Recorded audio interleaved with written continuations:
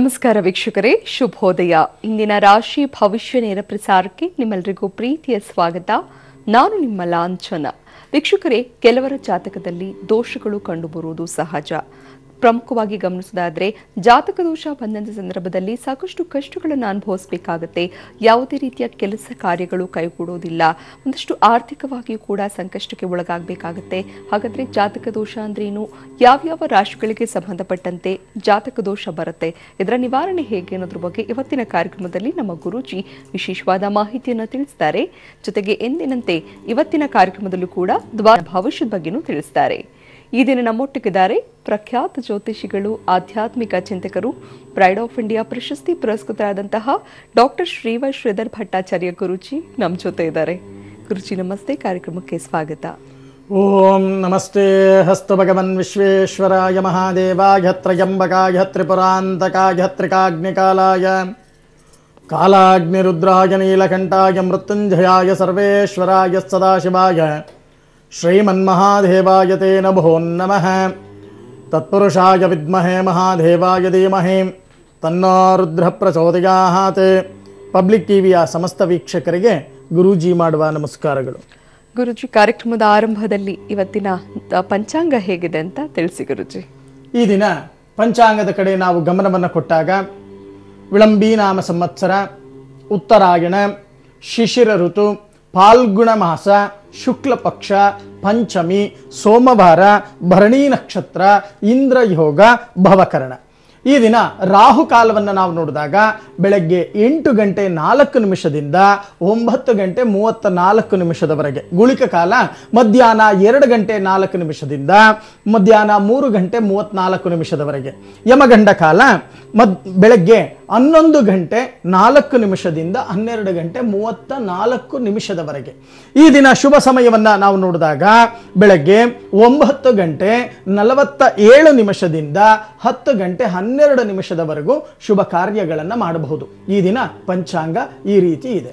ಗುರುಜಿ, ಇವತ್ತಿನ ದ್ವಾದಶ ರಾಶಿಗಳ ದಿನ ಭವಿಷ್ಯದತ್ತ ಗಮನ ಹರಿಸೋಣ. ಮೊದಲ 6 ರಾಶಿಗಳ ಇವತ್ತಿನ ದಿನ ಭವಿಷ್ಯ ಹೇಗಿದೆ ಅಂತ ತಿಳಿಸಿ ಗುರುಜಿ. ಈ ದಿನ ದ್ವಾದಶ ರಾಶಿ ಗೋಚಾರ ಫಲಗಳತ್ತ ನಾವು ಗಮನವನ್ನು ಕೊಟ್ಟಾಗ ಮೊದಲಿಗೆ ಮೇಷರಾಶಿಗೆ.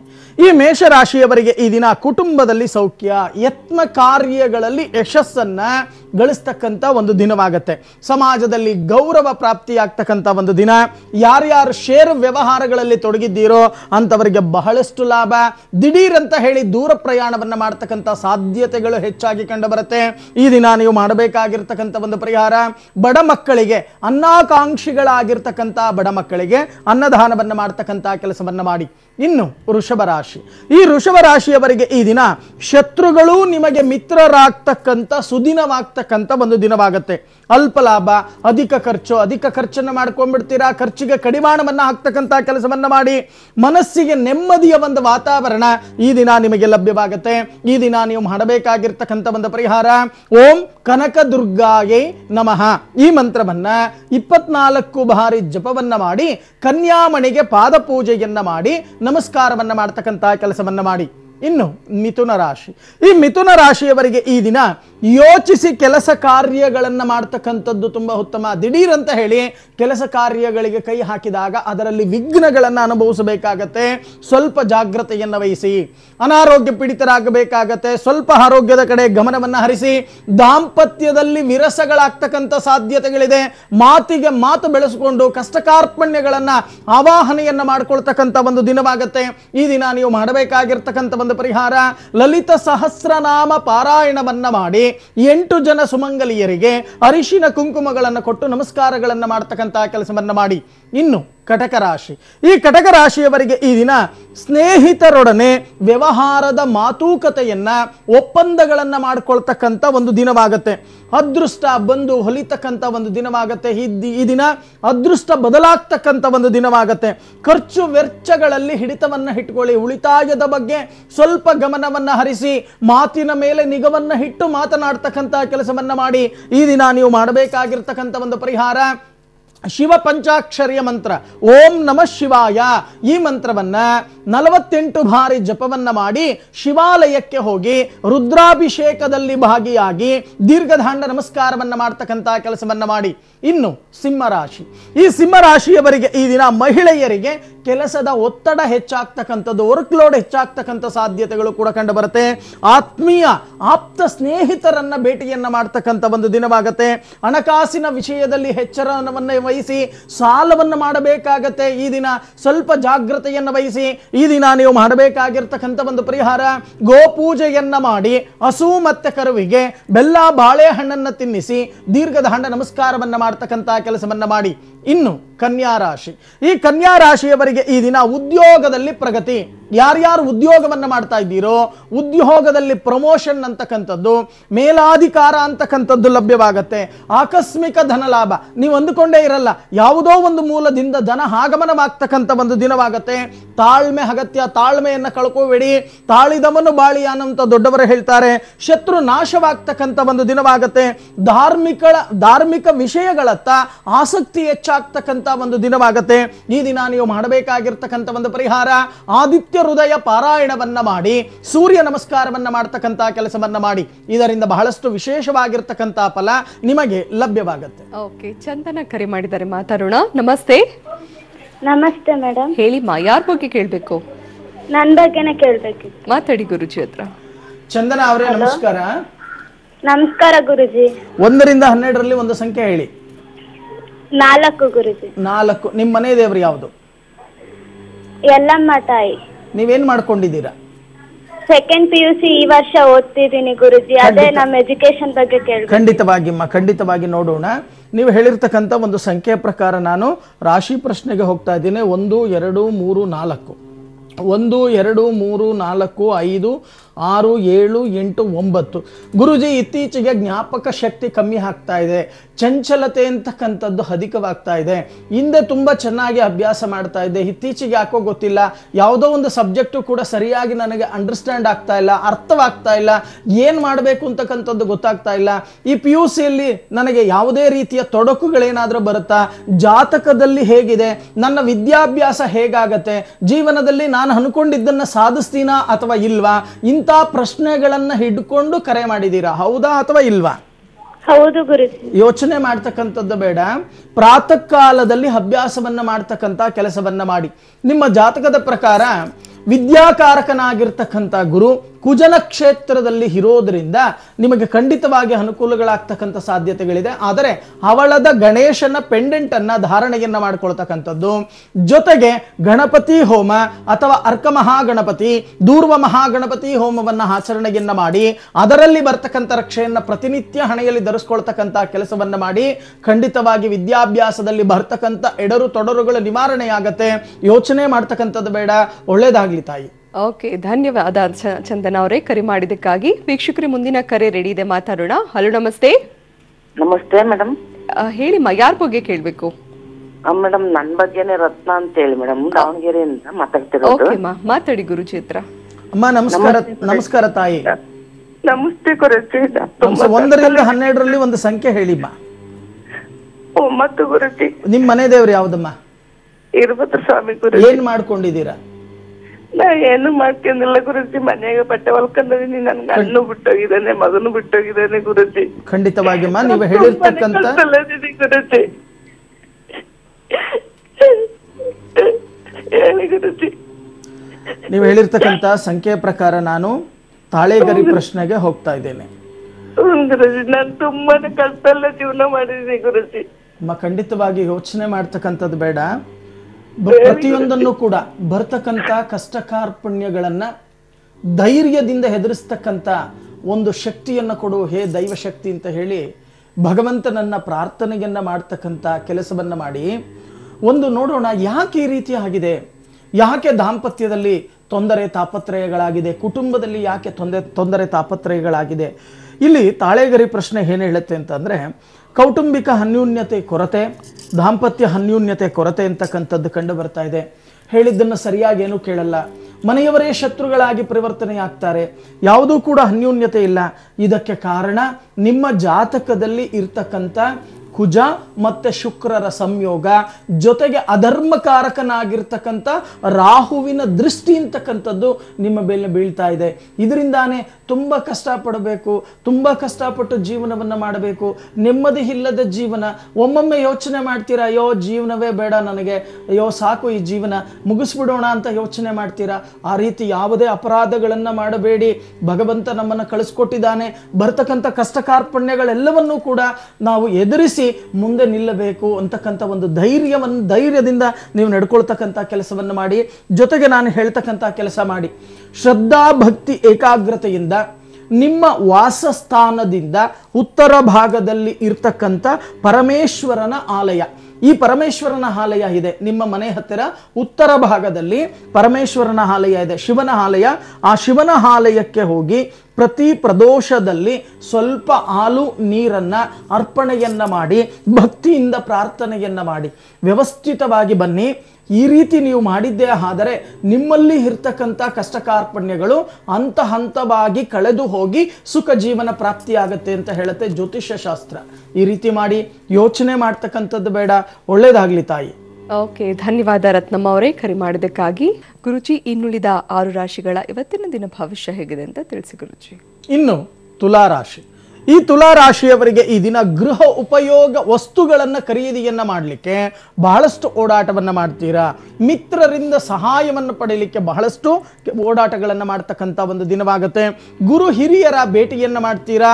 ಆದರೆ ಸಾಯಂಕಾಲದ ಸಮಯಕ್ಕೆ ಮನಸ್ಸನ್ನು ಕೆಡಿಸ್ಕೊಂಡ್ಬಿಡ್ತೀರಾ. ಮನಸ್ಸನ್ನು ಏಕಾಗ್ರತೆಗೆ ತರ್ತಕ್ಕಂಥ ಕೆಲಸವನ್ನ ಮಾಡಿ.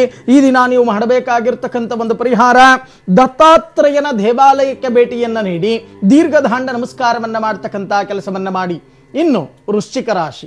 ಈ ವೃಶ್ಚಿಕ ರಾಶಿಯವರಿಗೆ ಈ ದಿನ ಮಕ್ಕಳ ವಿದ್ಯಾಭ್ಯಾಸಕ್ಕೆ ಸಹಾಯವನ್ನ ಮಾಡ್ತಕ್ಕಂಥ ಒಂದು ದಿನವಾಗುತ್ತೆ. ಮನಸ್ಸಿಗೆ ಶಾಂತಿಯ ಒಂದು ವಾತಾವರಣ, ನೆಮ್ಮದಿಯ ಒಂದು ವಾತಾವರಣ, ಮಾನಸಿಕ ನೆಮ್ಮದಿ ಅಂತಕ್ಕಂಥದ್ದು ಈ ದಿನ ಲಭ್ಯವಾಗುತ್ತೆ. ತೀರ್ಥಯಾತ್ರಾ ದರ್ಶನ ಮಾಡ್ತಕ್ಕಂಥ ಒಂದು ಶುಭ ಯೋಗ, ಋಣ ವಿಮೋಚನೆಯನ್ನ ಮಾಡಿಕೊಳ್ಳಿಕ್ಕೆ ಮುಂದಾಗ್ತೀರಾ.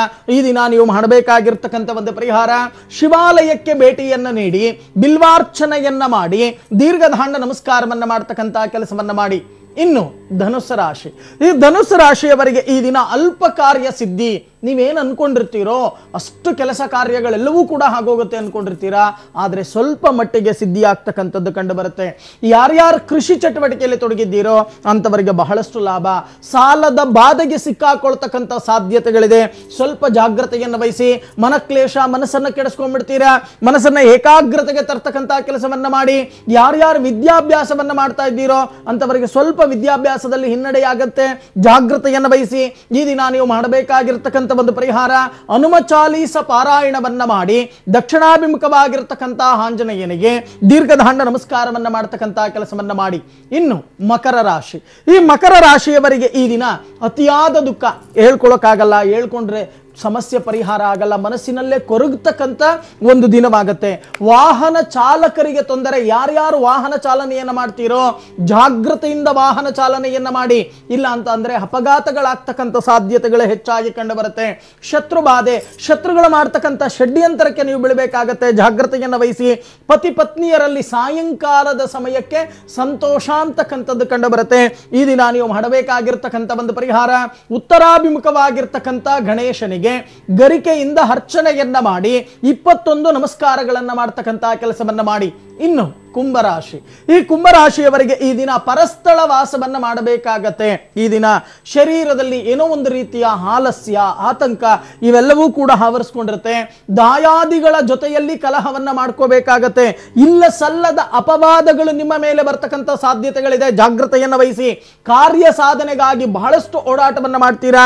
ಈ ದಿನ ನೀವು ಮಾಡಬೇಕಾಗಿರ್ತಕ್ಕಂಥ ಒಂದು ಪರಿಹಾರ, ಸೂರ್ಯ ನಮಸ್ಕಾರವನ್ನ ಮಾಡಿ ಕಣ್ಣಿಲ್ದೇ ಇರ್ತಕ್ಕಂಥ ಅಂಧ ಮಕ್ಕಳಿಗೆ ಅನ್ನದಾನ, ಕೈಲಾದ ಸೇವೆಯನ್ನ ಮಾಡ್ತಕ್ಕಂಥ ಕೆಲಸವನ್ನ ಮಾಡಿ. ಇನ್ನು ಮೀನರಾಶಿ.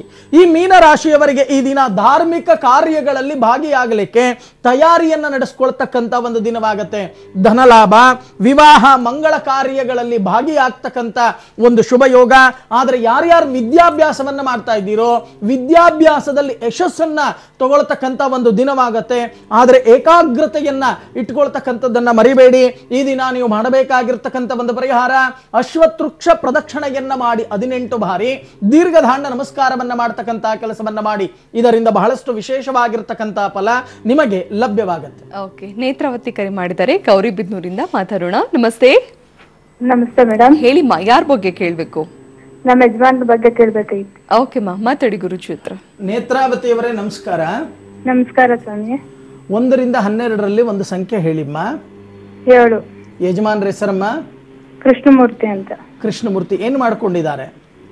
ದೇವಿನ ಕೆಲಸ ಮಾಡ್ತಾ ಇದ್ರು ಸ್ವಾಮಿ. 4 ತಿಂಗಳಾಯ್ತು, ಹೋಗ್ತಾ ಇಲ್ಲ. ಹೋದ್ರೂ ಕೆಲಸ ಬಂದ್ಬಿಡ್ತಾರೆ. ಖಂಡಿತಮ್ಮ, ನೀವು ಹೇಳಿರ್ತಕ್ಕಂಥ ಒಂದು ಸಂಖ್ಯೆಯ ಪ್ರಕಾರ ನಾನು ತಾಳೆಗರಿ ಪ್ರಶ್ನೆಗೆ ಹೋಗ್ತಾ ಇದ್ದೇನೆ. ಅಂದ್ರೆ ತಾಳೆಗರಿ ಪ್ರಶ್ನೆ ಏನ್ ಹೇಳುತ್ತೆ? ಉದ್ಯೋಗದಲ್ಲಿ ತೊಂದರೆ, ಅದಕ್ಕೋಸ್ಕರನೇ ನೀವು ಕರೆ ಮಾಡಿದ್ದೀರಾ. ಹೌದು. ಯಾಕೆ ಉದ್ಯೋಗದಲ್ಲಿ ತೊಂದರೆ ಆಗ್ತಾ ಇದೆ? ಕರ್ಮಸ್ಥಾನಾಧಿಪತಿ ಆಗಿರ್ತಕ್ಕಂಥವನು ಶುಕ್ರನ ಕ್ಷೇತ್ರದಲ್ಲಿ, ಕರ್ಮಸ್ಥಾನಾಧಿಪತಿ ಆಗಿರ್ತಕ್ಕಂಥ ಗುರು ಶುಕ್ರನ ಕ್ಷೇತ್ರದಲ್ಲಿ ಇದ್ದಾನೆ. ಇರೋದ್ರಿಂದಾನೇ ಈ ರೀತಿಯೆಲ್ಲ ಆಗ್ತಕ್ಕಂಥದ್ದು. ಸರಿಯಾಗಿ ಅವ್ರು ಹೇಳಿದ್ದು ಇವರು ಅರ್ಥ ಮಾಡ್ಕೊಳ್ಳಲ್ಲ, ಇವರು ಹೇಳಿದ್ದು ಅವರು ಅರ್ಥ ಮಾಡ್ಕೊಳ್ಳಲ್ಲ. ಮಾಡ್ತಕ್ಕಂಥ ಉದ್ಯೋಗದಲ್ಲಿ ಒಮ್ಮುಖತ್ವ ಅಂತಕ್ಕಂಥದ್ದು ಬರಲ್ಲ. ಇದ್ದಕ್ಕಿದ್ದಾಗೆ ಕೆಲಸ ಬದಲಾವಣೆಯನ್ನು ಮಾಡ್ಕೊಳ್ತಕ್ಕಂಥ ಜಾತಕವಾಗತ್ತೆ. ಸ್ವಲ್ಪ ಜಾಗ್ರತೆಯನ್ನು ವಹಿಸಿ. ಇಲ್ಲಿ ಮುಖ್ಯವಾಗಿ ನೀವು ಮಾಡಬೇಕಾಗಿರ್ತಕ್ಕಂಥ ಒಂದು ಕೆಲಸ, ಗುರು ಶಾಂತಿ, ಶುಕ್ರ ಶಾಂತಿಯನ್ನ ಮಾಡಿ, ದಕ್ಷಿಣಾಮೂರ್ತಿ ಹೋಮವನ್ನ ಆಚರಣೆಯನ್ನ ಮಾಡಿ, ಅದರಲ್ಲಿ ಬರ್ತಕ್ಕಂಥ ರಕ್ಷೆಯನ್ನ ಪ್ರತಿನಿತ್ಯ ಹಣೆಯಲ್ಲಿ ಧರಿಸ್ಕೊಳ್ತಕ್ಕಂಥ ಕೆಲಸವನ್ನ ಮಾಡಿಸಿ. ಆಗ ಉದ್ಯೋಗದಲ್ಲಿ ಇರ್ತಕ್ಕಂಥ ತೊಂದರೆ ತಾಪತ್ರಯಗಳು ನಿವಾರಣೆಯಾಗತ್ತೆ, ಒಳ್ಳೆ ಉದ್ಯೋಗ ಲಭ್ಯವಾಗತ್ತೆ.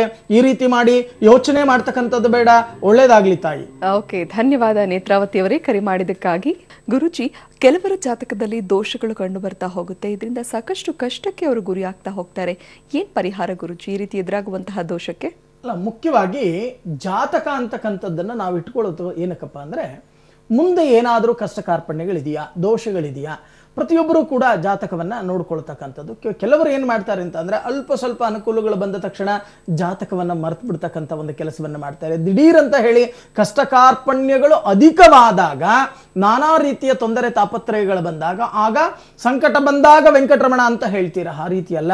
ನಿಮ್ಮ ಜಾತಕವನ್ನ ಒಳ್ಳೆ ಜ್ಯೋತಿಷ್ಯರ ಬಳಿ ವಿಮರ್ಶೆಯನ್ನ ಮಾಡ್ತಕ್ಕಂಥ ಕೆಲಸವನ್ನ ಮಾಡಿಸಿ. ಸಿಕ್ಕ ಜ್ಯೋತಿಷ್ಯರ ಬಳಿ ಹೋಗೋದು, ಸಿಕ್ಕ ಪರಿಹಾರಗಳನ್ನ ಮಾಡ್ತಕ್ಕಂಥ ಕೆಲಸವನ್ನ ಮಾಡಿದಾಗ ನಾನಾ ರೀತಿಯ ತೊಂದರೆ ತಾಪತ್ರಯಗಳು ಅಂತಕ್ಕಂಥದ್ದು ಕಟ್ಟಿಟ್ಟ ಬುತ್ತಿ, ಜ್ಞಾಪಕವನ್ನ ಇಟ್ಟುಕೊಳ್ಳಿ. ಜೊತೆಗೆ ಯಾವತ್ತೂ ಅಷ್ಟೇ ಮುಖ್ಯವಾಗಿ ನೀವು ಗಮನಿಸಬೇಕಾಗಿರ್ತಕ್ಕಂಥದ್ದು, ಜ್ಯೋತಿಷ್ಯ ಖಂಡಿತವಾಗಿ ಸುಳ್ಳಲ್ಲ. ಜ್ಯೋತಿಷಿ ಸುಳ್ಳು. ಉದರ ನಿಮಿತ್ತಂ ಬಹಕೃತ ವೇಷಂ. ಹೊಟ್ಟೆಪಾಡಿಗೆ ಜ್ಯೋತಿಷ್ಯ ಏನ್ ಬೇಕಾದ್ರೂ ಹೇಳ್ಕೊತಾನೆ. ಆದ್ರೆ ಜ್ಯೋತಿಷ್ಯ ಅಂತಕ್ಕಂಥದ್ದು ಏನಿದೆಯೋ ಅದು ಖಂಡಿತವಾಗಿ ಸುಳ್ಳಲ್ಲ. ಕನ್ನಡಿ ಇದ್ದಾಗೆ ನಮಗೆ ನಮ್ಮ ಜೀವನ ಅಂತಕ್ಕಂಥದ್ದೇನು, ಯಾವ ರೀತಿ ನಾವು ಹೋಗಬೇಕು, ಆ ಜಾತಕದಲ್ಲಿ ಯಾವ ಕರ್ಮಸ್ಥಾನಾಧಿಪತಿ ಆಗಿರ್ತಕ್ಕಂಥವನ ಇಲ್ಲಿದ್ದಾನೆ, ಧನಭಾವಾಧಿಪತಿ ಆಗಿರ್ತಕ್ಕಂಥವನ ಇಲ್ಲಿದ್ದಾನೆ. ಕೆಲವರು ಏನ್ ಮಾಡ್ತೀರಾ, ಅಯ್ಯೋ ಗುರುಗಳೇ ಎಷ್ಟೇ ದುಡ್ಡು ಬಂದ್ರು ನಿಲ್ಲೋದೇ ಇಲ್ಲ ಕೈಯಲ್ಲಿ, ಏನ್ ಮಾಡಬೇಕು ಅಂತಕ್ಕಂಥದ್ದು ಅರ್ಥ ಆಗ್ತಾ ಇಲ್ಲ ಅಂತ ಯೋಚನೆಯನ್ನು ಮಾಡ್ತೀರಾ. ಆದ್ರೆ ಧನಭಾವಾಧಿಪತಿ ಆಗಿರ್ತಕ್ಕಂಥವನು ಅಷ್ಟಮದಲ್ಲೋ ಅಥವಾ ನಷ್ಟದಲ್ಲೋ ವ್ಯಯದಲ್ಲೋ ಕೂತ್ಕೊಂಡಿರ್ತಾನೆ. ಈ ರೀತಿ ಕೂತ್ಕೊಂಡಿದ್ದಾಗ ಏನಾಗುತ್ತೆ, ಎಷ್ಟೇ ದುಡಿದ್ರೂ ಸಹಿತ ಖರ್ಚು ಅಂತಕ್ಕಂಥದ್ದನ್ನ ಅಧಿಕವಾಗಿ ನೀವು ಮಾಡ್ಕೋತೀರ. ಜೊತೆಗೆ ಸಾಲ ಮಾಡಿ ಖರ್ಚು ಮಾಡ್ಕೊಳ್ತಕ್ಕಂಥ ಸಮಸ್ಯೆಗಳನ್ನು ಕೂಡ ನೀವು ಉಲ್ಬಣವನ್ನ ಮಾಡ್ಕೊಂಡ್ಬಿಡ್ತೀರಾ. ಇದಕ್ಕೋಸ್ಕರನೇ ಹೇಳುವುದು, ನಿಮ್ಮ ಜಾತಕದಲ್ಲಿ ಮುಖ್ಯವಾಗಿ ಸುಖ ಭಾವಾಧಿಪತಿ, ಕರ್ಮಸ್ಥಾನಾಧಿಪತಿ, ಧನಭಾವಾಧಿಪತಿ, ಆರೋಗ್ಯಕ್ಕೆ ಅಧಿಪತಿ ಆಗಿರ್ತಕ್ಕಂಥವನು ಯಾರು? ಮುಖ್ಯವಾಗಿ ಮನುಷ್ಯನಿಗೆ ಬೇಕಾಗಿರ್ತಕ್ಕಂಥದ್ದೇನು? ಧನ, ಕನಕ, ವಸ್ತು, ವಾಹನ, ಆರೋಗ್ಯ.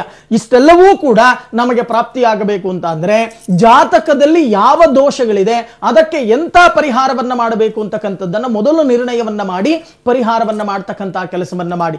ನಿಮಗೆಲ್ಲರಿಗೂ ಕೂಡ ಆಯುರಾರೋಗ್ಯ ಐಶ್ವರ್ಯ ಪ್ರಾಪ್ತಿಯಾಗಲಿ ಅಂತ ಹೇಳಿ ನಾನು ಕೂಡ ಆ ನವಗ್ರಹಗಳನ್ನ ಪ್ರಾರ್ಥನೆಯನ್ನ ಮಾಡ್ತೀನಿ. ಓಕೆ ಗುರುಜಿ, ಇವತ್ತಿನ ಕಾರ್ಯಕ್ರಮದಲ್ಲಿ ಗ್ರಹಗಳು ಮತ್ತು ಜಾತಕ ದೋಷಕ್ಕೆ ಸಂಬಂಧಪಟ್ಟಂತೆ ವಿಶೇಷ ಮಾಹಿತಿಯನ್ನು ತಿಳಿಸಿದ್ರಿ.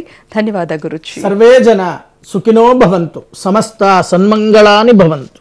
ವೀಕ್ಷಕರೇ, ನೀವು ಕೂಡ ಗುರುಜಿಯವರನ್ನ ನೇರವಾಗಿ ಭೇಟಿಯಾಗಬಹುದು. ಕಚೇರಿಯ ವಿಳಾಸ ಈ ರೀತಿ ಇದೆ: ಶ್ರೀ ಸಿದ್ಧಿವಿನಾಯಕ ಜ್ಯೋತಿಷ್ಯ ಕೇಂದ್ರ, ನಂಬರ್ 202/2, HBR 5ನೇ block, telecom layout, KB office ಹತ್ತಿರ, ನಾಗವಾರ ರಿಂಗ್ ರಸ್ತೆ, ಬೆಂಗಳೂರು 43.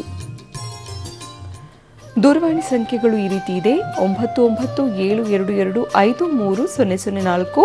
ಮತ್ತೊಂದು ದೂರವಾಣಿ ಸಂಖ್ಯೆ 9972253005.